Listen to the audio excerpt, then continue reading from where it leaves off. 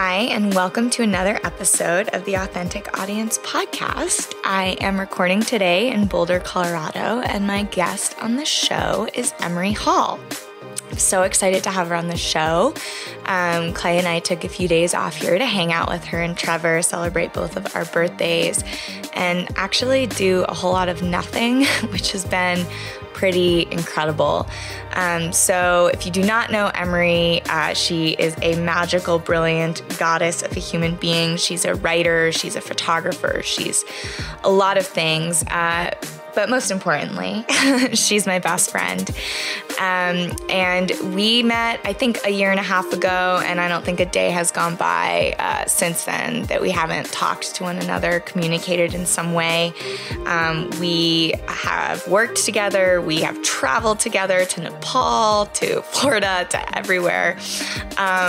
We play, we cry, we laugh, we pray, all of the things. Our relationship is a special one. And today on this episode, we dive deep into how we met. We talk about Nepal, her relationship with Nepal, her process as an artist, launching and selling out her first retreat or her first trip to Nepal. And then we dive into my favorite thing about Emory, which is her devotion and how she teaches me every single day and how much she's impacted my spirituality and my life. It's a really good episode. I know I say this all the time, but I think this just might be the most special episode that I've had. We're very close, and she inspires me very much, and I'm very grateful to be sitting here today, recording this today. Life is pretty surreal, just as I reflect on that, just to be here, sitting here. Everything is perfect. And from an anxious little mind, that is a good reminder. So I am really excited for you to listen to this episode. Thank you, as always, for tuning in and for being here. I hope you enjoy it.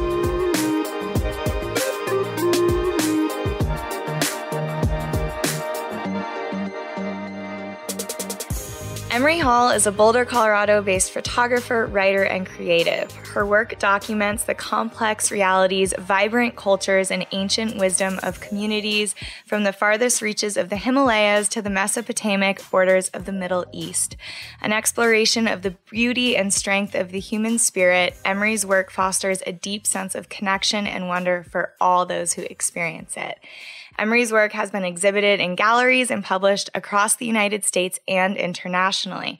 She has worked with internationally acclaimed recording artists, teachers, artists, brands, and more. She also happens to be one of my very best friends in the whole wide world. Welcome. The best friend. Welcome, Emory. Thanks for having me, KJ. How do you feel? So good. I feel like this is sort of a long time coming. Yeah. A long time going. Thanks to me and my resistance. We've been talking about doing this podcast for a while, but timing is everything. It's everything, and here we are in the little shrine room. We're sitting in your little shrine room in Boulder. We just celebrated our birthdays together this week by doing absolutely nothing. By playing. We played all week like little kids. Yeah, actually. We've been playing cards and basketball, and Emory turns out is super athletic. I should have updated your bio. Yeah, totally. Turns out she can throw a spiral. Yeah, I have a mean arm. Okay, we can cut all this out. No, this has been a fun week. So we were here for the Red Rocks show, which was incredible. Yes. You took amazing photos. Thanks. It was so fun. It was so good, and we just decided to celebrate our birthdays together this week in Boulder. So I'm excited to dive in. We've got a lot to talk about. Jai Ma. So I thought we could first maybe start by how we met. Oh, yeah. That was kind of the universe just put us in a moment together on a screen. Do you want to tell it, or should I? I can tell it. Okay, so I met Krista at a really interesting moment in my artistic journey and / life journey in general. But I was on a walk in Boulder around a lake in the winter. It was one of my favorite loops. And I randomly decided to walk to a friend's house and grab a glass of water because I was really thirsty. And my friend was home, and I like plopped on her bed because she was on like a Zoom meeting with a bunch of different faces on a screen. And I'll never forget, in this little teeny top right screen, there was this little blonde girl sitting there who, I think you introduced yourself and we were like, or maybe we didn't even, I don't even think we even spoke in that moment. No, we didn't speak. No, but it just seems like such a small, simple moment that has totally, they say, that changed the course of both of our rivers, I would say. Yeah. And like a couple days after that little Zoom meeting, Krista reached out to me on Instagram. She slid into my DMs. That's so funny. So embarrassing. And basically was like, yeah, just I'm a fan of your work, and I think I could help you. And at that point, I was launching my new website. Emoryhall.com. Emoryhall.com. And it was kind of like the perfect moment. I was launching my new website, but which all looked great, but behind it, I was in like a major, resistance. I would not, she says it's resistance. It wasn't even resistance. It was honestly just not knowing how to make it work as an artist. Like specifically financially, but just in my life in general. Like I am fully aware and know that I came to this world to be an artist and to share my creative vision with the world, but how that actually translates into like building a life for myself. Like I was very confused at that moment as to how to do it and how to make a living off of it and where I should go. And I remember Krista and I jumped on the phone, I think maybe like a week later after that Instagram message. And I just remember talking to you for hours about like, I was thinking about starting to photograph weddings, which was not what I wanted to do, but was just a way to like have a better income. Or I was like, maybe I just honestly shouldn't be a photographer anymore. It was like I went pretty deep. It was super deep. I was just like confused and couldn't figure out how to make it sustainable for me. And Krista, I'll never forget, you gave me the biggest exhale I had in one of the biggest exhales of my life. She was like, you don't need to do anything that you're not passionate about. You can make this work and I can help you. And fast forward a year later and oh my God. We've had a gallery opening, your stuff in 2 places, launched and sold out 2 retreats. Yeah. All from your passion. But I think I just want to back up for a second because, well, first of all, the piece of that story that Emory left out is I was a major fan of Emory. I obviously have been listening to Trevor's music for a long time, but was actually very intrigued and curious by his wife.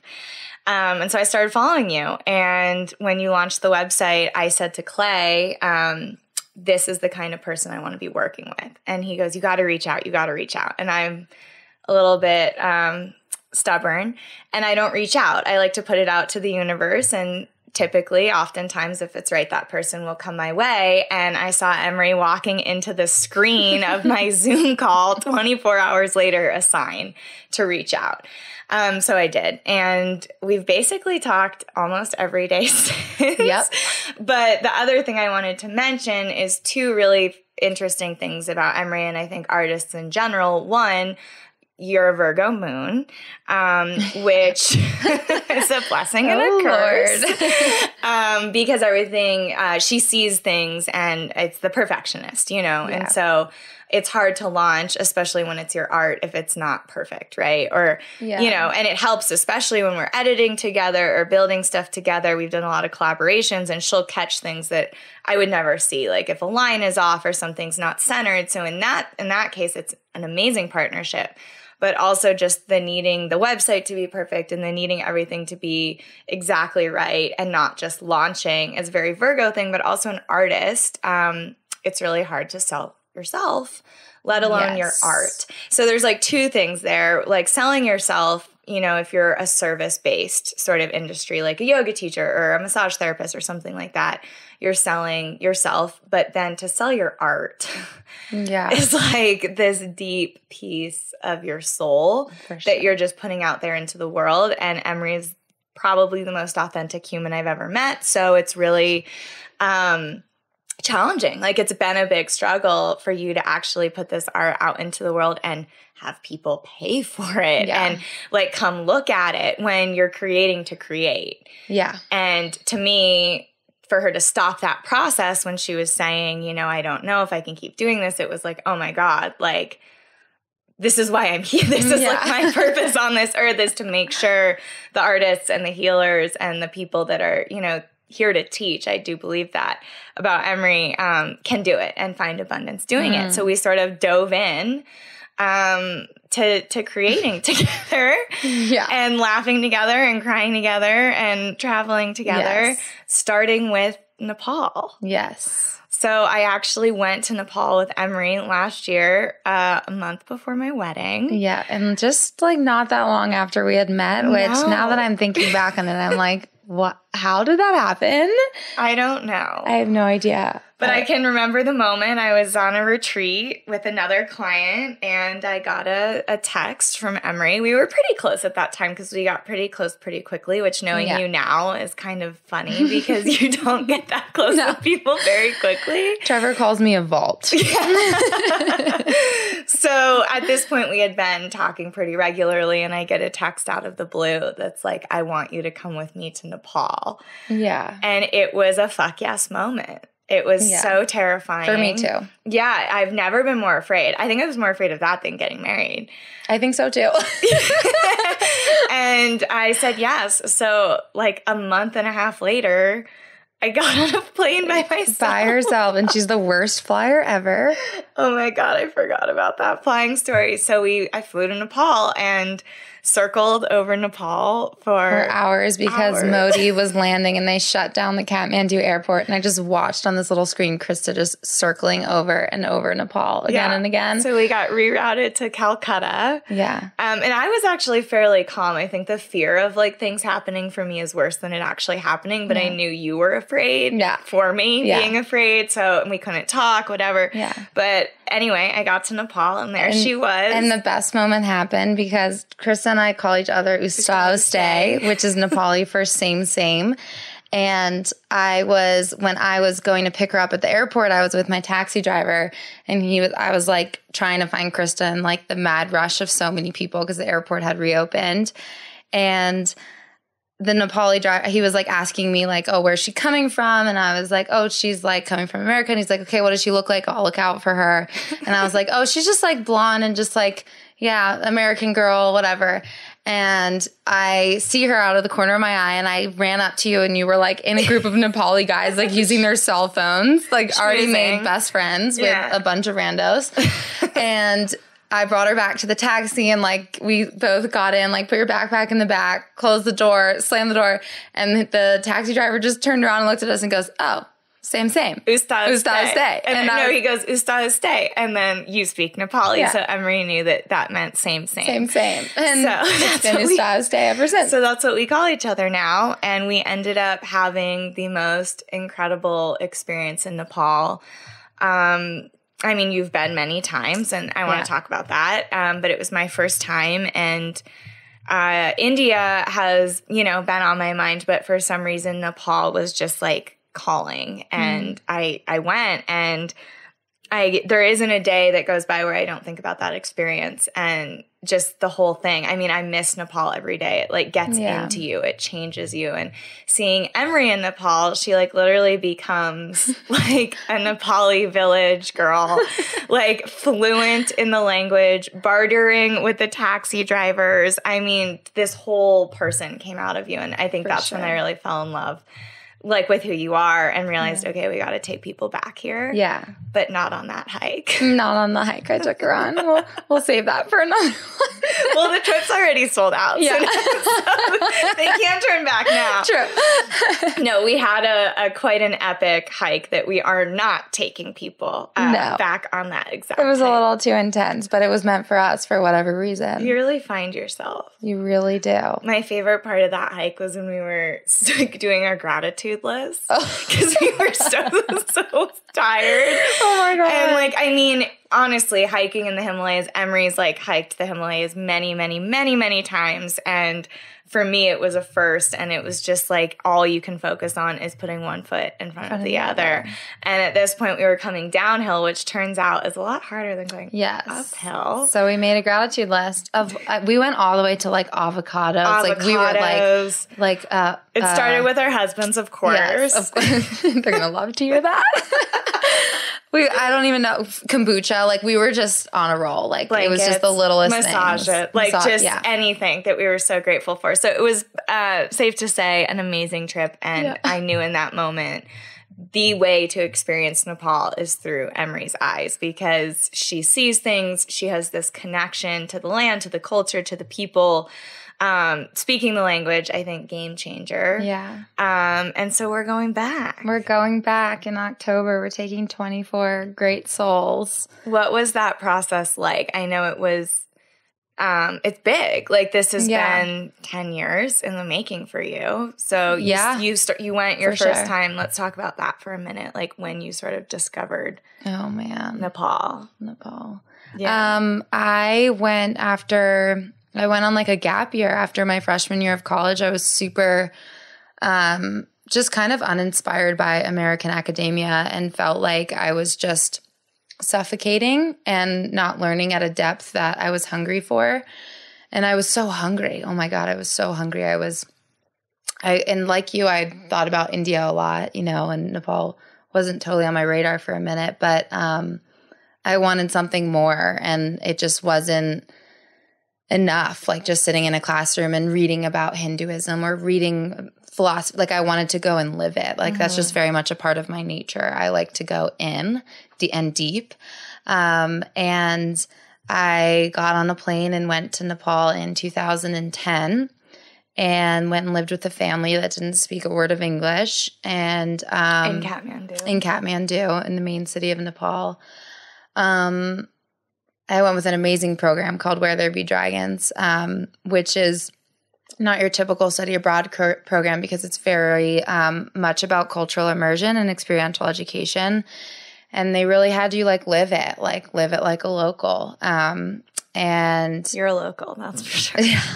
It's unbelievable. I honestly, I feel way more Nepali than I do American. And I say that a lot to people I talk to, that I honestly can say, even sitting here in Boulder, Colorado, it is home for me, but I do feel far more at home in Nepal than I do anywhere else in the world. It just, it changed the whole course of your life. You were already taking photos before Nepal, or is that what really inspired it? I actually don't know the answer to this. That's funny. Yeah. I was in high school, my refuge was the darkroom. So I did film, and I would skip class and I would go in the dark room, and there was something about being in that room and literally putting on headphones and listening to music and getting lost in literally working with light. And it was a quiet space. I really didn't like high school, that much. I always struggled in kind of those, I never really found my place, I think. And so that was my background, but I never in a million years thought I would become a photographer. When I went to my freshman year of college, I went as an English major because I wanted to be a writer. Which you also are. It's interesting. It's come back full circle because there was a moment then where I was only doing photography, which was shortly after my first trip to Nepal. And now my writing has kind of seeped back in, and I realized that a lot of the magic happens where I can write the stories behind my photographs. I think it takes people to a different level, but honestly, I went on my first trip to Nepal. I just took my camera to take my camera. I didn't expect to do anything with the photos. And what happened for me, the magic kind of aha moment, was coming back and having my cousins and my family sit down in my living room and just show them the photos, just to show them what I had experienced. And it was the reaction and the questions and the conversations that happened in that moment of sharing that made me realize that, wow, you can really transport people through imagery And I had deeper conversations about life and death and everything in between that with people that I had never had conversations with that before. You know, it was just amazing it was a spark, you know? Yeah. And honestly, even in that moment, I didn't think I was going to become a photographer, but it just kept happening. I kept going back. I ended up spending the semester in Nepal, flying home for the holidays, and didn't have any plan for the rest of the school year for the second semester. And I just booked my ticket right back to Nepal. Worked as a photojournalist for a magazine there, went on another pilgrimage, and I've gone back, I think 8 times then. And I realized that my photography was just like my outlet to share my story. And really beyond sharing the story, it's literally sharing my heart with people. Yeah.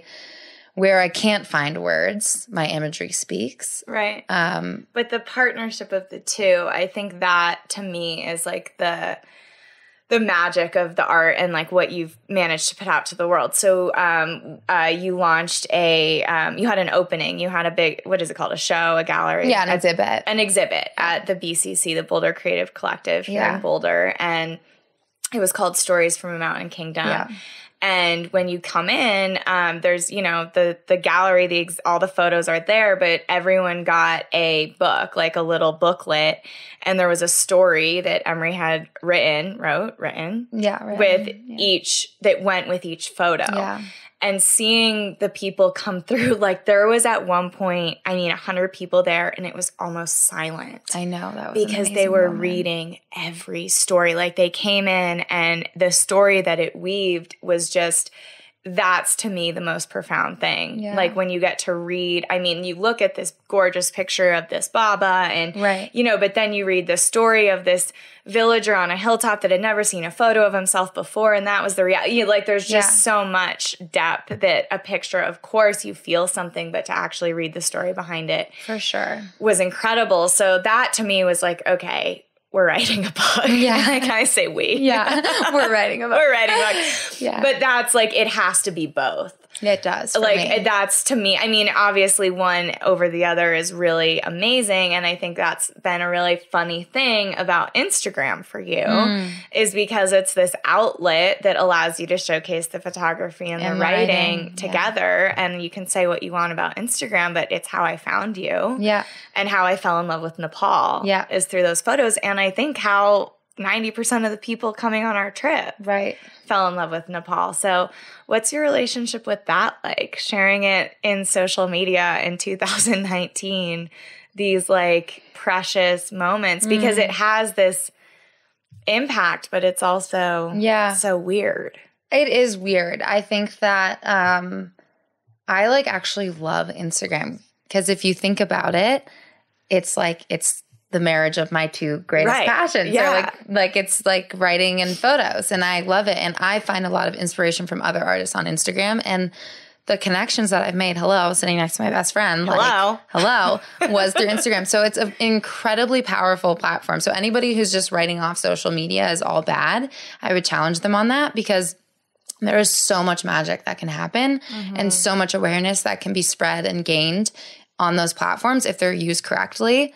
And where I find fault with it is really the inauthenticity that pervades those platforms and this kind of false perception of people's lives looking a certain way or being a certain way. And as we say, always the compare and despair that happens from that. Right. I'm definitely guilty of that at times for sure.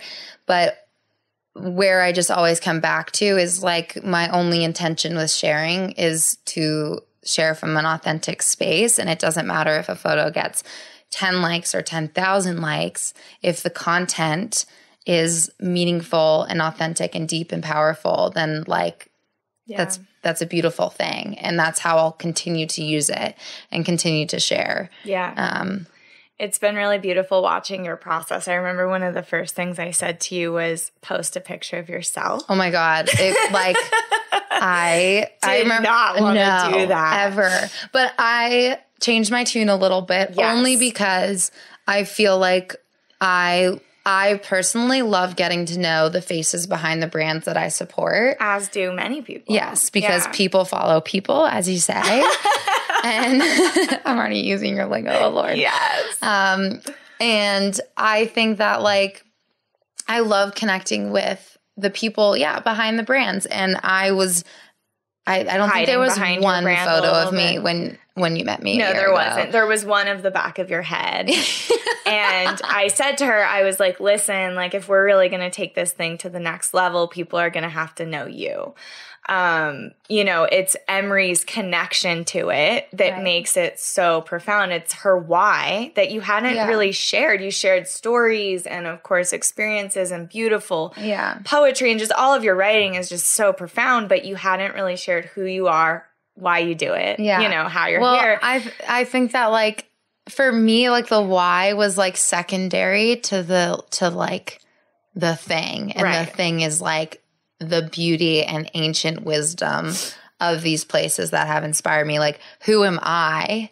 Like, I'm changing my tune a bit for sure, but, like, why do I matter in the like, my whole mission, or, like, why I'm here is because I, like, revere these ancient traditions that are being lost, and this wisdom and this beauty that, like, the modern world is just writing off. Yeah. And so, like, my wife always felt, or me, I felt less important than, like, the space or the place or the tradition that I was actually sharing. Right. If it wasn't for you, these people wouldn't be coming to Nepal, right? Like, there's what sets it apart for me is there's this beauty in these traditions, of course, but I can't really resonate with that. Yeah. What I resonate with is you. Yeah. This person that grew up very similar to me in a very wealthy culture. We're very privileged. We're very lucky to live the lives that we lead. And this is what you've chosen to do with your life. And this is how profound the work is and how it's affected you and transformed you, that I can relate to. Yeah.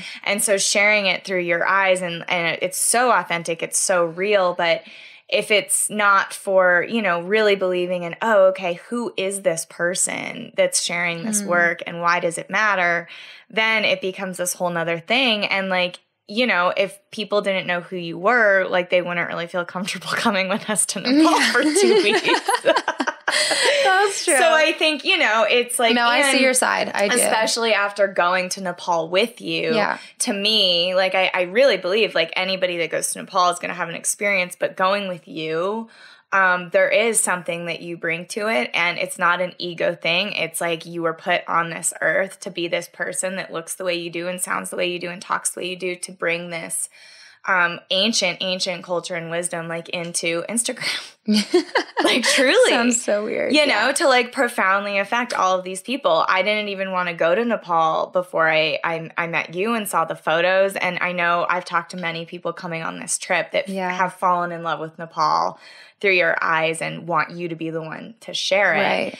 And so it's amazing. It's cool. And it's been a journey to kind of watch you come out of your shell that way. And for me, it was so rewarding because the day that you shared that post, it just got so much engagement, and people were just so grateful to like understand you, and people just want to connect. Like we're here to connect and feel with one another. And once people started being able to connect with you, and then you started getting up and talking in front of people and sharing and reading. And I remember we were in a meeting together. It was one of the first meetings, and I finally like shut up and you started speaking, and I'm like, oh my God, like every word like so eloquent, so thoughtful, so beautiful. And it's like truly why I do what I do, is to like be able to work with people like this and help challenge them and push them. And of course, like the authenticity must remain the same, but just, you know, getting it out there in a bigger and louder way because it's doing so much good in the world. Yeah. Yeah. I hope so. May it be so. Let's take a little break. Okay. Okay.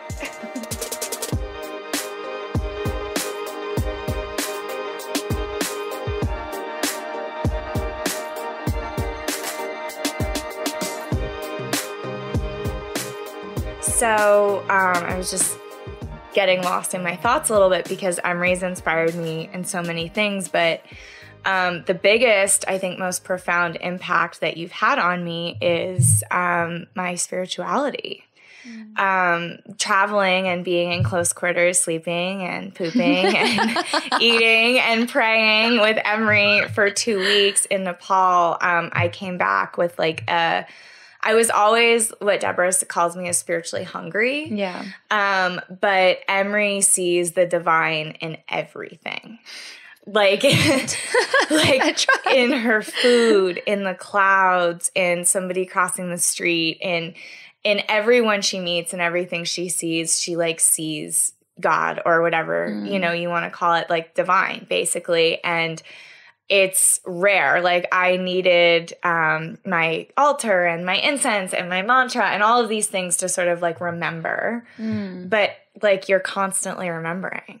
Oof. And that's like the biggest thing that, like, I think to me, we're very funny and we watch reality TV and we're like total assholes, but I'm very human. There's something bigger going on here. And like, when did this daily sort of like, did this take work? Yeah. Because even like, we have a lot of very spiritual friends and our husbands, and like you're just like tapped in all of the time. Even when you're struggling, there's still like this gratitude or this, prayer happening. And it's like wild to see someone so young. Right. I think that devoted and just where that comes from. Like, did you always? Yeah. I actually and I didn't realize it until I more formally got on the path, had a more established practice and met my guru and had my little altar and a shrine room like that. All that manifested very physically later in my 20s or whatever, in my early mid 20s. But then when that happened, I started to go back because I started to ask the same question, where did this come from? Has this always been in me? And I remember I was reading my old journals, when I was 8 years old, and there was little scribbles on the bottom being you should always love God, when I was 8 years old. Yeah. Or we had a Jamaican woman that lived and worked with us in my family's house. She was deeply spiritual, and loved God. And I remember asking her to give me a Bible, or what was a rosary, or why was the dogwood tree considered sacred or whatever, because we have one in our backyard.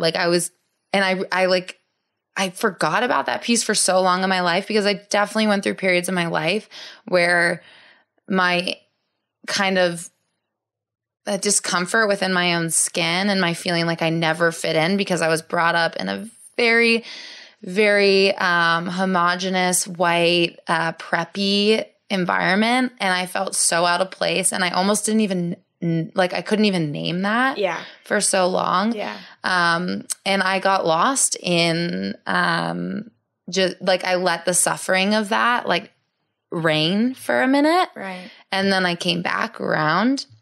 So I haven't always been I've definitely been lost, but as someone once said, if you're never lost, you can never be found. And now it's just I realize it's always been the seed of everything. It's how I function as a human is by acknowledging spirit and trying to just get closer and closer to it. Did I answer it that well? No, I think that you answered it really well. And I think for me, you and Trevor both have a very big platform. And I think it's really obvious to most that you are deeply spiritual people and you don't shy away from it. He writes music about it. You talk about it all the time. But hanging out with you guys, there's never a preachy or it's just watching you live your life is what drew me closer into it. And of course, I already, had found a lot of the same teachers that you have and was, curious and had this longing and to go deeper. But then watching the way you guys are together and the way that, you have these rituals and you're, saying a prayer when you see the sky. I mean, it's just unbelievable how grateful and just loving and devoted you are. The devotion, that's the word. Yeah. And Trevor too. And, some of my favorite nights and memories with you guys are Trevor just telling stories Yeah. about India. Like there's never a, you should believe this or you should do this or you shouldn't do that. And I think there's something so beautiful in just doing it. Yeah. And it profoundly affected me. It's affected Clay. And then, you know, now we have our altar and I think people come over to us and now they ask about it. Right. And they just see it. And it's just it's so beautiful because I think there's a lot of, you know, people out there trying to push their beliefs on other people. Yeah, there's nothing I can't stand more than that. Like, it's just, that's why, to go back around to you being like, you need to be, like, it's never been about me. Yeah. Like, that's why I've had struggled so much with, like, quote unquote we myself, because it's never, at the end of the day, it's never about us. Like, we come and we go. We're like, that's it. Like we can be instruments for something, but it has nothing to do with like me. Right. It's what's flowing through. Right. And always we always say it comes from mother and it goes back to mother. Yeah. Like that is it. And so I think I've struggled hugely with putting myself or my name first as my brand, because there's so many people out there that claim to have something that you don't have, or they can give you a healing, or they and there's nothing that takes away other people's power more than that. It is all about recognizing the divine within all things. And there's so many teachers and gurus and people telling you this is the path and that's the path and this is how you should pray.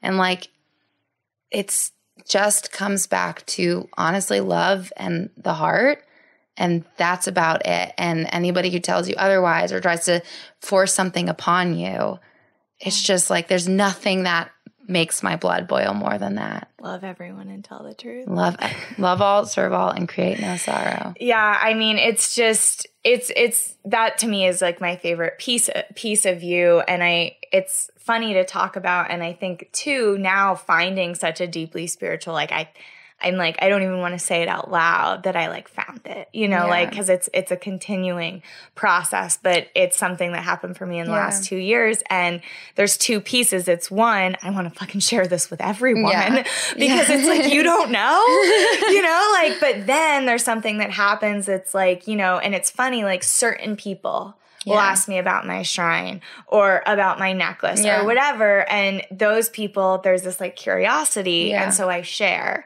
But I got really quiet about it, and which is the opposite of me. Yeah. To the point where I'm almost, you know, it's so sacred. Yeah. And so these people that are just out there sharing it, screaming from the rooftops, you know, I think you guys do it in the most subtle but effective way. Yeah. Through Trevor's music and through your art, and it's just. It's the last thing I expected to find, I think, in our connection, so you know, is this love. And now we all have it. And, you know, we pray, and our husbands also play NHL, you know, hockey together, and we play cards, and it's all perfect. Yeah. There's nothing more unhealthy than taking yourself out of the human, because we're all human and we all have to live through the human experience. And honestly, to speak to I was just thinking you were talking about people who get preachy and stuff. And for both Trevor and I, the way that we always say this, the way that we've been most inspired, or the people who have most inspired us, are not the people who preach or who try and teach us something. They're teaching through the way they live or through story.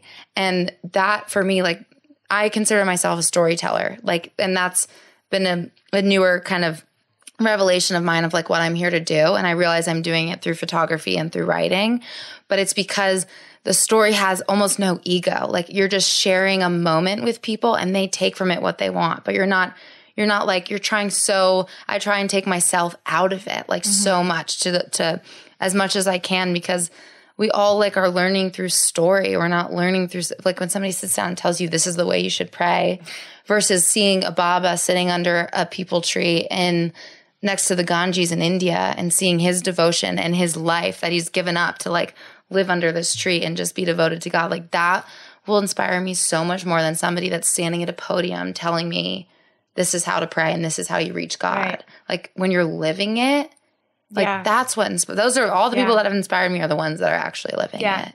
And you guys really do live it. I think that is not that it was ever in question, but like you really do. I mean, even, and again, you're saying the same thing. You never said, oh, come sing the Hanuman Chalisa with me or like sit with me. It's just hearing you sing it over and over again made me want to learn it, you know? And I think it's just, you know, continuing to inspire more and more people, which is exciting. I mean, just seeing, you know, how quickly this retreat sold out. Yeah.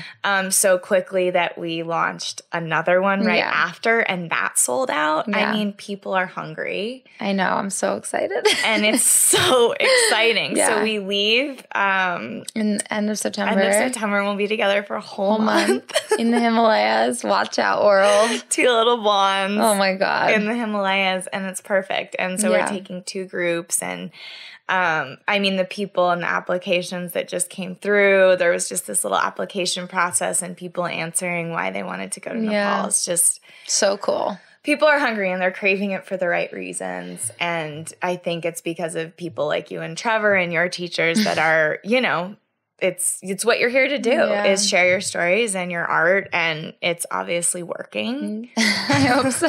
So thank you for being here and doing what you do and being my best friend. Yeah, I don't really know what I would do without. Samesies. Oh my God.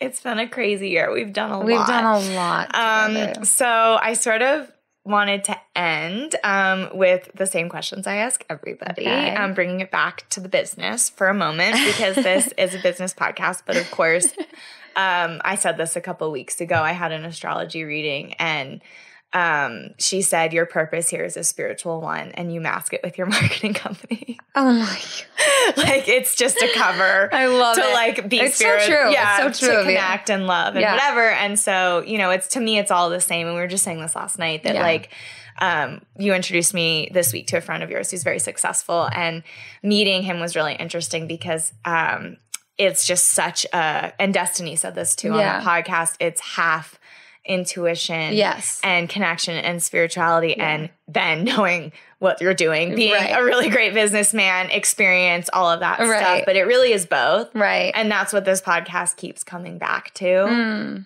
almost every time is like, and of course my guests are like rooted in more of the healing arts, but as business. And at the end of the day, you have a business, Trevor has a business, but it's not that's not why you're here, you know, and that's what comes through in it. And it's amazing. So speaking of authenticity and being human, I would love for you to share an inauthentic moment or decision or sort of choice that you've made around the business side of things and how that, you know, sort of affects things. Yeah. That's an interesting one. Yeah. I think that as you grow, you're in any business, I think you're the amount of decisions that you make just exponentially grows and grows. And as an artist, like for me, that's been in like I've been collaborating more and more with people.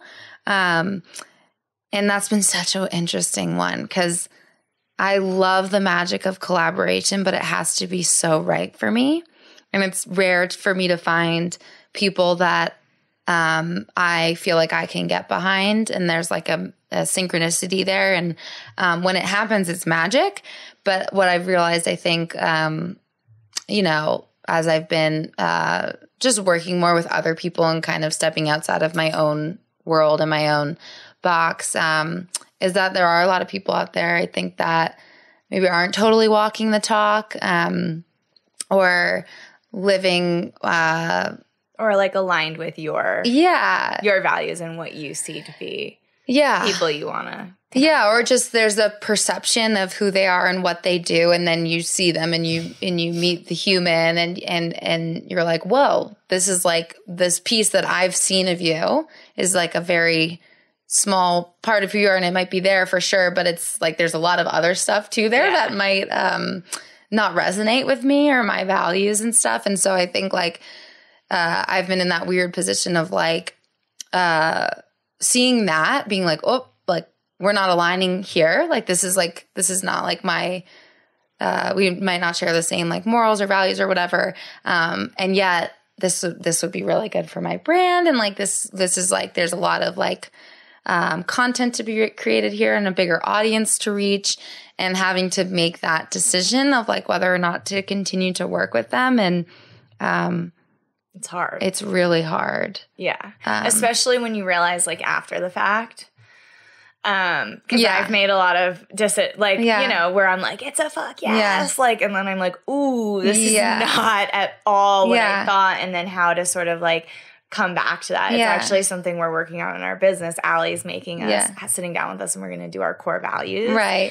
But it's hard because at the beginning, a lot of people seem like they do align with your core values. And then what you do when you realize that you've committed and there's a big following or money attached or ego or whatever it is, and that like pull from your soul to be like, shit. Yeah. I don't want to like, it's not like I don't want to be like, I'm better than them, or like, I don't want to sound like that. It's not aligned. It just wasn't, it's not about that. Yeah. Like, it's not, even to question their morals or value. I don't know. I feel like that's even too harsh. We're just saying they're not aligned with yours. That's it. Yeah. Like, I want to be clear about that. We love always, you know, but love all, serve all. It's, you know, same with authentic audience. Yeah. Like there's a million people out there in this world that I could help, but there has to be, and I'm not for everyone. Yeah. And there has to be this mutual thing, right? And it doesn't mean they're doing anything right or wrong, or they're in it for the right reasons or they're not. It's to you. Yeah. You know, this isn't the situation I want to be in or collaborate with. And that's all it is. And I think, you know, when it's your business and it's like a big opportunity, it gets really hard. It does. It does. But coming back into saying no. Saying no is such a big one. Oh my God. I mean, that's really what it is. For whatever reason. You know, it's just saying no. It's so hard important. And there's strings attached and there's things happening. But some of the best decisions I've ever made have been no's. Exactly. The ones that feel the best are often no's. Well, I think you are actually really good at setting boundaries for yourself and have taught me that a lot. But, you know, but I think oftentimes too, I've gotten into relationships too where you feel a little duped or whatever because it's not what you sort of signed up for. And it doesn't matter the circumstance. It's how do you sort of get back to and how do you avoid it next time? I think that's the real question. And I don't know if there's an answer to that. But for me, it's coming up with these core values. Like, okay, like, do they meet X amount? Yeah, I think that it's just the experience of connecting with people and being able to read people better. Yeah. But then the moment your gut speaks to you, learning to say no. As soon as it does. As soon as it does. No matter what it means. Don't keep going down the rabbit hole because it's only going to get worse. Yeah. Well, I think that's a really good one. I think probably a lot of artists and photographers and content creators struggle with that because you see this like huge opportunity and then, you know, I was just talking to another photographer who got on the road with somebody for like 2 months. And it was like, oh my God. Yeah, you'll really meet someone when you're living on the road with them. So, I think that's a really good one for artists and just anyone that's an entrepreneur. Yeah, you never sacrifice your integrity for a bigger audience, like ever. I think I want to put that on like a quote. Wait, never sacrifice your integrity for a bigger audience. Oh my God, I love that. Okay, well, speaking of integrity, let's share one of the more authentic moments or authentic moment that was maybe came from a lot of like hard work or you know decision making that just felt so this is why I do this moment.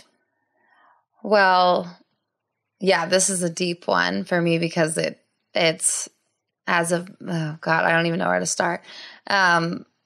I'm in the interesting position of being, of looking the way I do and coming up from the upbringing that I have, and having a lot of my work be based in less privileged, I guess I would say, places. And there's the most common conversation I think of my life, specifically in my career, is the constant, I guess, checking of like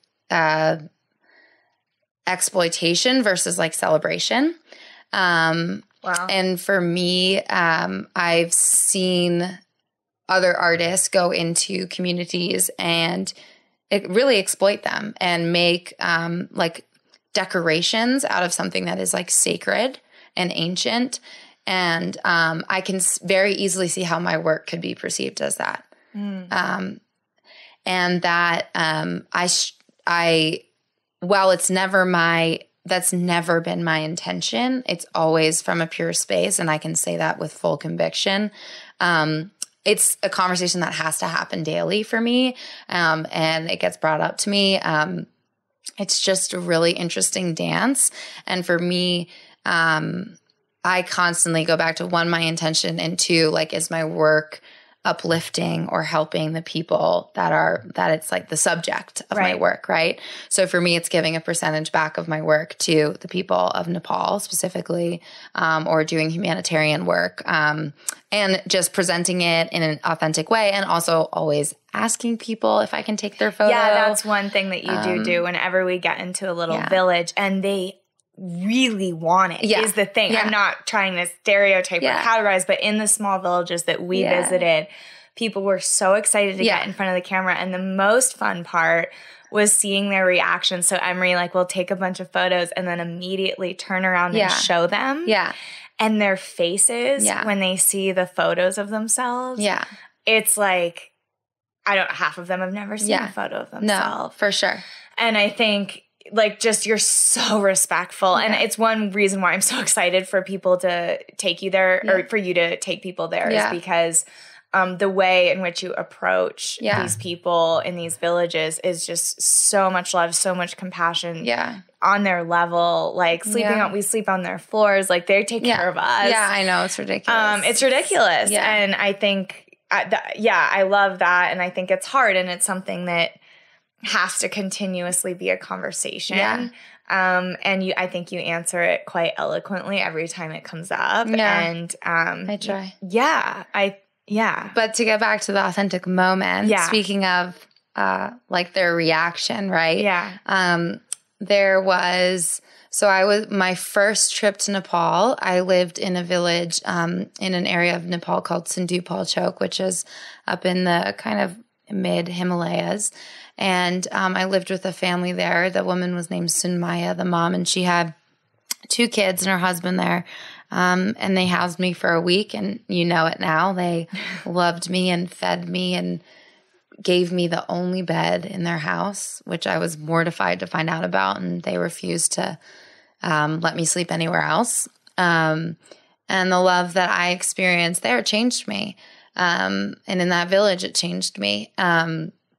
And fast forward 5 years. Oh, was it 5 years? 5 years. Oh my God, I didn't know that. And the earthquake hit Nepal, the major earthquake that killed thousands of people. And I had found out about the earthquake when we were living in LA at the time. And I'll never forget, all my ideas come at night because I'm not a very good sleeper. And I was laying in bed and I just woke Trevor up, and I was like, this idea just came to me because I was sitting there so distraught because I couldn't go back because a lot of issues that happened after the earthquake was a lot of people coming in that weren't equipped to help Nepalis, and taking the power out of their ability to help their own people. And just they were using resources that they didn't need to use, like water and gas, and just I didn't want to become a part of the problem. And I'm not a nurse. I wasn't trained to save lives. Right.